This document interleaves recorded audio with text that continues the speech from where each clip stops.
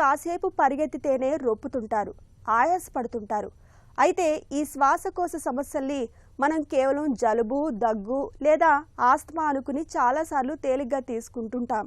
కానీ పిల్లల్లో కనిపించే ఆయాసం వెనుక కొన్నిసార్లు ప్రమాదకరమైన ఊపిరితిత్తుల సమస్యలు, ప్రాణాంతకమైన గుండె జబ్బులు కూడా కారణంగా ఉండే అవకాశం ఉంటుంది. పిల్లల్లో ఆయాసాన్ని ఎప్పుడు సీరియస్గా తీసుకోవాలో, ప్రమాదకరమైన జబ్బుల తాలూకు ఆయాస లక్షణాలు ఎలా ఉంటాయో ఇప్పుడు తెలుసుకుందాం. ఫస్ట్ మనకు పిల్లల్లో ఈ ఊపిరి తీసుకునే ఇబ్బందులు ఎలా ఉంటాయంటే ఫాస్ట్గా శ్వాస తీసుకోవడము లేదా డొక్కలు ఎగిరేయడం అంటాము. వాళ్ళకి శ్వాస తీసుకునేటప్పుడు డొక్కలు ఎగిరేస్తూ ఉంటారు. వీటిల్లో మనకు గుండె సమస్యని ఎలా తెలుస్తుంది అంటే ఈ ఇబ్బందితో పాటు, ఊపిరి తీసుకునే ఇబ్బందితో పాటు మనకు బరువు సరిగ్గా పెరగకపోవడము పిల్లలు, దానితో పాటు మనకు విపరీతంగా చెమటలు పట్టడము, ఫోర్ హెడ్ మీద, పామ్స్ మీద, అరిచేతుల మీద బాగా స్వెట్టింగ్ రావడము, వీటితో పాటు మనకు రిపీటెడ్గా తరచుగా వీళ్ళకి న్యూమోనియాలు రావడము, ఈ ఇబ్బందులు గమనిస్తామండి. ఇలాంటివి ఉంటే వీళ్ళలో హార్ట్ ప్రాబ్లమ్స్ ఉండే ఛాన్సెస్ ఎక్కువ.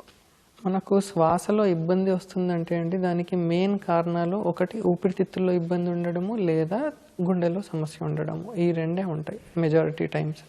సో మనకేంటంటే ఊపిరితిత్తుల్లో ఇబ్బంది ఉందనుకోండి, అది మనకు ఫర్ ఎగ్జాంపుల్ ఏదైనా నుమ్ము వచ్చిందంటాము, న్యూమోనియా వచ్చింది, ముందంతా బాబు బాగానే ఉంటాడు, సడన్గా మనకు ఆయాసం మొదలవుతుంది. దాంతోపాటు ఫీవర్ ఉండడము, బాగా దగ్గు ఉండడము, తెమ్మటలాగా రావడము, ఇవన్నీ మనకు కొంచెం ఊపిరితిత్తుల వైపు తీసుకెళ్తాయండి. లేదు మనకు గుండెకి సంబంధించిన దానివల్ల శ్వాసలో ఇబ్బంది వస్తుంది అంటే సేమ్ ఇందాక చెప్పినట్టు మనకు బరువు పెరగకపోవడము, బాగా చెమటలు పట్టడము, రిపీటెడ్గా ఈ నొమ్ము లాంటి ఇబ్బందులు రావడము, లేదంటే వాళ్ళకి ఏంటంటే చెయ్యి మనం ఛాతీ దగ్గర పెడితే చాలా ఫాస్ట్గా గుండె కొట్టుకోవడము, ఈ ఇబ్బందులు ఉంటాయండి. ఇవన్నీ ఉన్నాయంటే అవి గుండెకి సంబంధించిన ఇబ్బంది ఉండే ఛాన్సెస్ ఎక్కువ అండి.